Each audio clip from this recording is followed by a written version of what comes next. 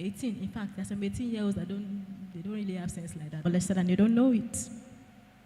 You see, that time you were on a queue, trying to pay for something, everybody's struggling to pay for something, and somebody intentionally tapped your bum bum. That's it right there. Somebody, you were walking by as a child and somebody, in order to say hello to you, pulled your breasts. That's it right there.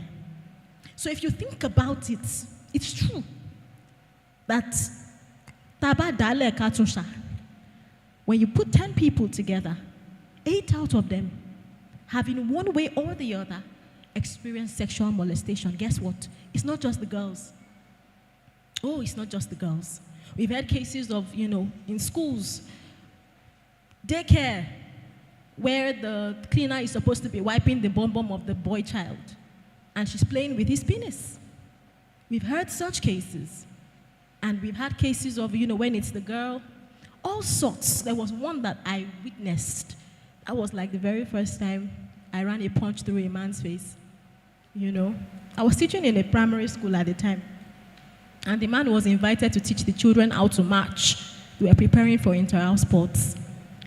And so, innocent children, what could possibly attract you to a child?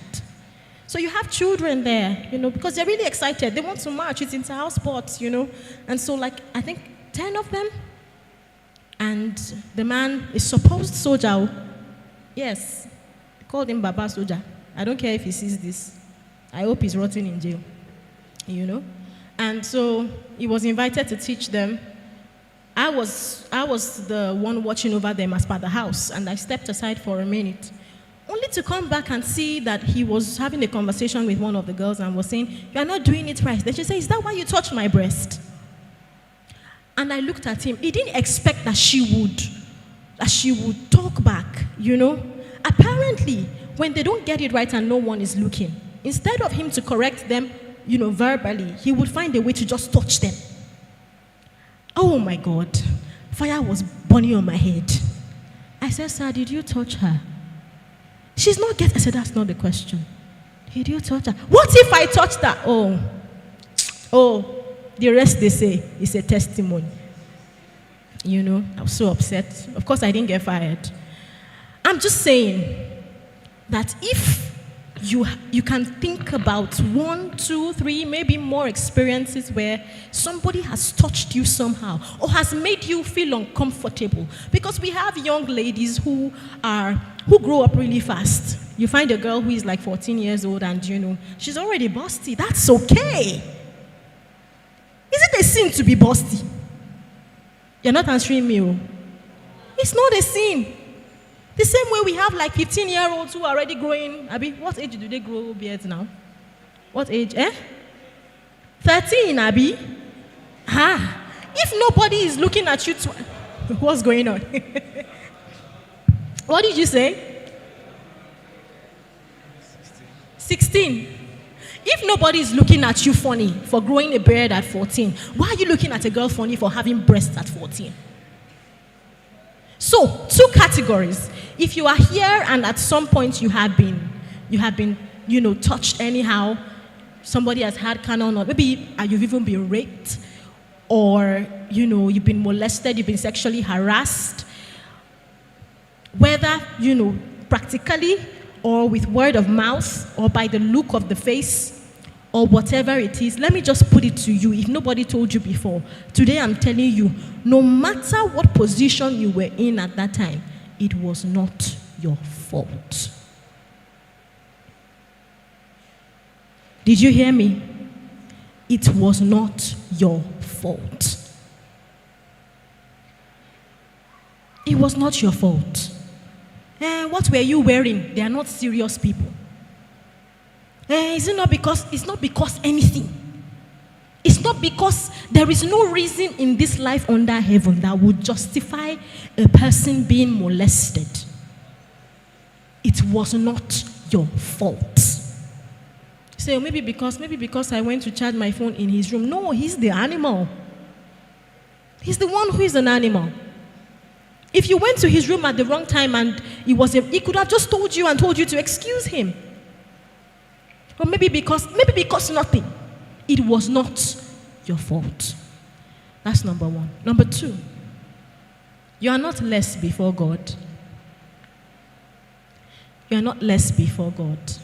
There's a widespread belief that a person, whether male or female, who gets married as a virgin is of more value than one who did not.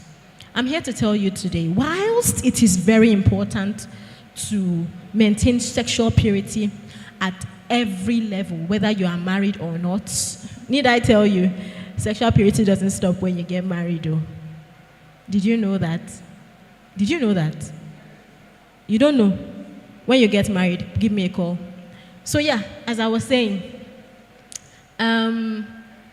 sexual purity is 100% God's commandment, and it's amazing. It will be amazing if you are strengthened by God to keep yourself until you get married.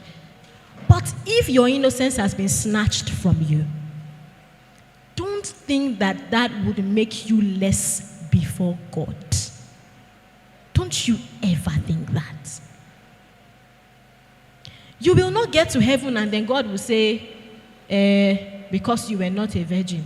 Or you are preaching to somebody and the person says, because I'm not going to listen to you because I'm talking to the guys and the girls I like. This is not gender biased, right? So, number one, it was not your fault. It is still not your fault. Number two, don't worry about it. Thank you. Number two, it doesn't make you less before God. Should I shock you? It doesn't make you less before any reasonable human being too. If there's anybody who is aware of the experience that you had, and the person is trying to use it to emotionally blackmail you, it could even be the animal himself or herself, the person who had carnal knowledge of you, that is now saying, oh, Shebi, it is gone. What else are you holding on to? That person has a problem. They need to see a mental doctor. Okay?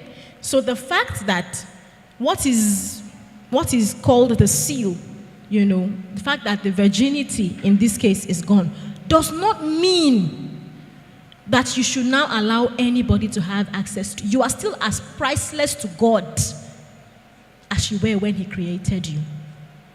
Are we together? Should I continue? No, please. All right. Thank you so much for sharing that. Yes, sir. So I'm just going to piggyback on what you said so far, right? About Yes. addiction and all of that. Yes. What do you think let's start from the definition. Right? I know you've talked a lot around that, but then how do you define addiction and abuse and early sexual exposure, both from a psychological and spiritual perspective? Okay. Let's define addiction first. Addiction is an intense and harmful desire to always do something. An intense or strong, almost uncontrollable. I say almost because it's controllable, right? But the more a person indulges, the less control the person has over it, whether it is a substance or an activity or anything. So yeah, addiction is if you have an intense desire to master